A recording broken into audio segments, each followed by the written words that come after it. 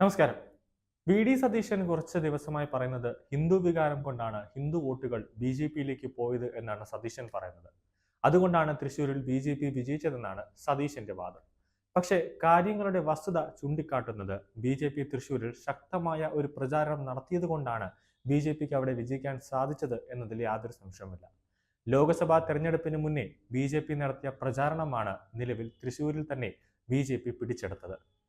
അതേസമയം കോൺഗ്രസിൽ സതീശനും സുധാകരനും തമ്മിൽ ഒരു അടി തന്നെയാണ് നടന്നത്. ആ അടിയുടെ ഒരു ഫലമാണ് തൃശൂരിൽ കോൺഗ്രസ് താഴോട്ട് പോയത്. ആ അടി പൊതുമധ്യത്തിൽ വരികയും ചെയ്തപ്പോഴാണ് ജനങ്ങൾക്ക് കാര്യം മനസ്സിലായത്. കോൺഗ്രസിൽ കലാപത്തിന്റെ ഒരു കൊടി തന്നെ അവിടെ ഉയർന്നു കഴിഞ്ഞുവെന്ന്. ഹിന്ദു വികാരം മൂലം ഹിന്ദു വോട്ടുകളെല്ലാം ബി.ജെ.പിയിലേക്ക് പോയെന്ന് വി.ഡി. സതീശൻ പറയുന്നത് ന്യൂനപക്ഷ വോട്ടുകളെല്ലാം സി.പി.എം കൊണ്ടുപോയി എന്നുമാണ് സതീശൻ വ്യക്തമാക്കുന്നത്. ആരും കോൺഗ്രസിന് വോട്ട് ചെയ്തില്ലെങ്കിൽ അതിന് ഉത്തരവാദി ആരാണ് സതീശ? കോൺഗ്രസ് തന്നെയാണ്. മലർന്നു കടന്ന് തുപ്പിയിട്ട് തുപ്പൽ മറ്റാരുടെയും ദേഹത്തെ വീഴാത്തതിന് സ്വയം കരഞ്ഞു നിലവിളിച്ചിട്ട് എന്തെങ്കിലും കാര്യമുണ്ടോ സതീശ? മുരളീധരനോടുള്ള വിരോധം തീർക്കാനും രാഷ്ട്രീയപരമായി നശിപ്പിക്കാനും കച്ചകെട്ടി ഇറങ്ങിയ സതീശൻ ആരും കൂടെ ഉണ്ടാവില്ല എന്ന് അറിഞ്ഞത് കൊണ്ട് തന്നെയാണ് തൃശൂരിൽ മുരളീധരനെ നിർത്തി തോൽപ്പിച്ചത്.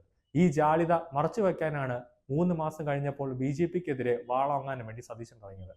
ബി.ജെ.പി പൂരം കലക്കി വോട്ട് പിടിച്ചുവെന്നാണ് കെ മുരളീധരന്റെ പരാതി. ഉത്തരവാദിത്തപ്പെട്ട രാഷ്ട്രീയ നേതാവാണെങ്കിൽ ഒരു പരാതിയെങ്കിലും പോലീസിൽ കൊടുക്കുമായിരുന്നല്ലോ. 3ാം സ്ഥാനത്തേക്ക് പോയത് മുരളീധരനെ ജനങ്ങൾ തിരസ്കരിച്ചതുകൊണ്ടാണ്. സ്വന്തം അച്ഛന്റെ മണ്ഡലമായ നേമത്ത് തുച്ഛമായ വോട്ട് കിട്ടി 3ാമനായി തോറ്റ് തൊപ്പിയിട്ടിട്ട് വി.ഡി. സതീശനെ പോലുള്ള നേതാക്കളുടെ ചതി മുരളീധരൻ ഇനിയെങ്കിലും മനസ്സിലാക്കി പ്രവർത്തിക്കണമായിരുന്നു. പാർട്ടിക്കും ജനങ്ങൾക്കും വേണ്ടാത്ത നേതാവായി ഒറ്റപ്പെട്ടതിന്റെ ഉത്തരവാദിത്തത്തിൽ നിന്ന് ഒഴിഞ്ഞു മാറരുത്. പക്ഷേ തൃശ്ശൂരിൽ ഇടതുപക്ഷ വോട്ടുകളും അതോടൊപ്പം തന്നെ വലതുപക്ഷ വോട്ടുകളെല്ലാം തന്നെ സുരേഷ് ഗോപിയുടെ പെട്ടിയിലേക്ക് പോയെന്ന് അന്ന് കോൺഗ്രസും ഇടതുപക്ഷവും നടത്തിയ അന്വേഷണത്തിൽ വ്യക്തമായതാണ്. അതുകൂടാതെ തൃശ്ശൂരിലെ മുൻ എം.പി ആയിരുന്ന ടി.എൻ. പ്രതാപൻ തൃശ്ശൂരിലെ ജനതയ്ക്ക് വേണ്ടി എന്തു ചെയ്തു എന്നൊരു ചോദ്യം കൂടെ ജനങ്ങൾ തന്നെ ഉയർത്തുന്നുണ്ട്. അതിന് സതീശൻ ഉത്തരം പറഞ്ഞേ മതിയാവും.